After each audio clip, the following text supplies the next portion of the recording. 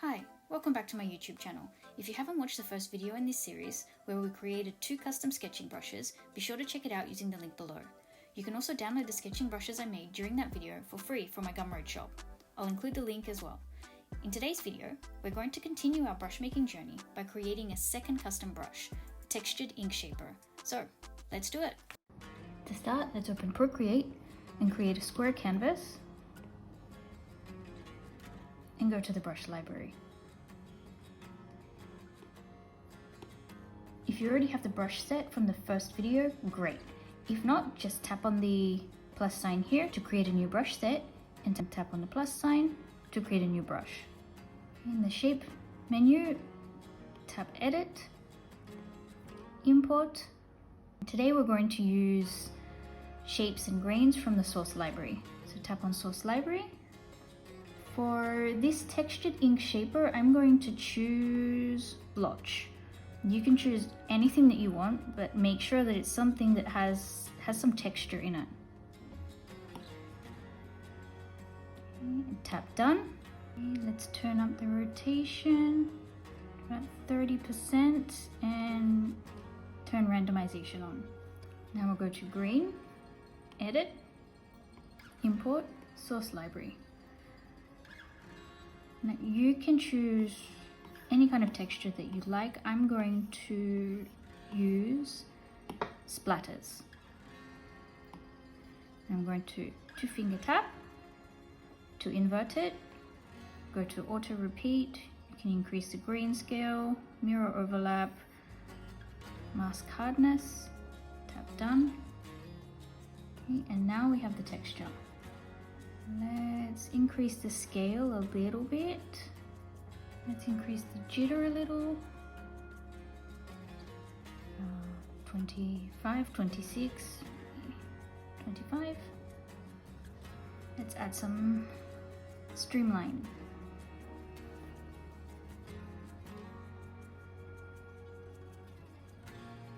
Let's say about 26% and increase the stabilization.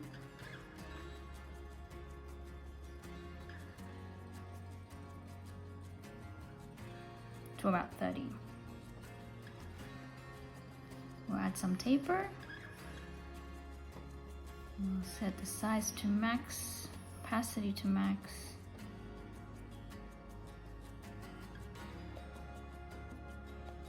Let's go to wet mix.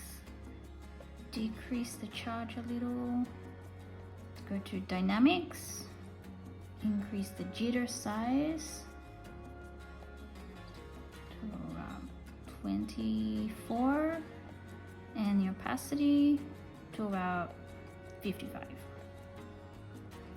Now we'll go to the Apple Pencil, increase the pressure size to max, opacity to none, and bleed to about 15%. Now for the tilt settings, we'll set the opacity to max, gradation to about 50% and bleed to about 45% and size to about 63. You can see the more pressure you put, the bigger the lines. The less pressure, the smaller the lines. And if you tilt your brush, you can see that you can layer. This is good for shading. Okay, let's test it out.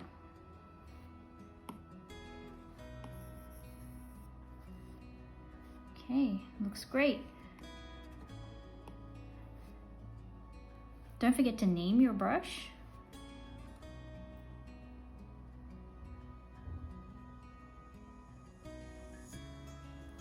And add a photo.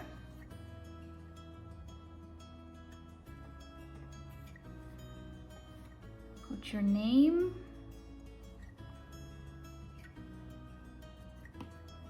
And a signature if you want, and create the reset point.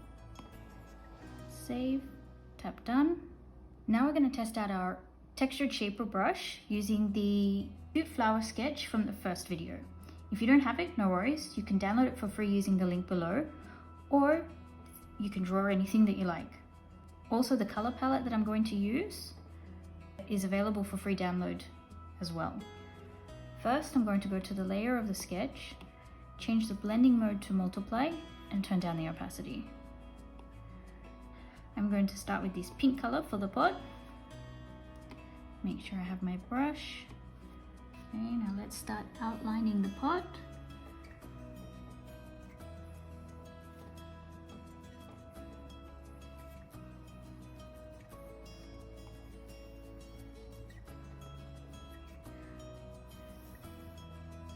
Okay, see what happens when we try to use color fill to fill in the pot? You lose the texture of the brush. So the best option is to simply fill in the color yourself. That way we still have the really great texture. Now adjust the size, make the changes that you want. Okay, now let's continue coloring the rest of the flower. I'll speed up the process a little bit.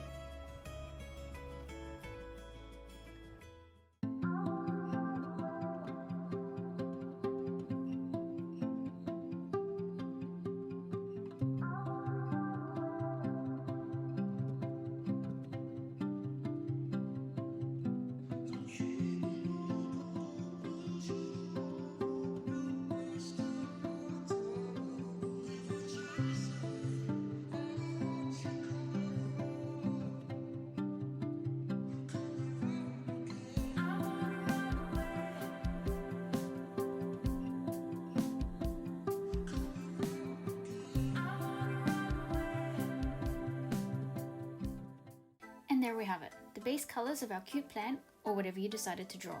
In the next video, we'll create a non-textured shaper brush for those who prefer a cleaner, less textured look or for line work. As always, feel free to play around with the settings and find what works best for you. I hope you enjoyed this video. Thank you so much for watching. If you found this video helpful, don't forget to like and subscribe to my channel for more digital art tutorials and brushmaking videos. If you have any questions or suggestions, please leave them in the comments section below. And remember, practice makes perfect. Until next time.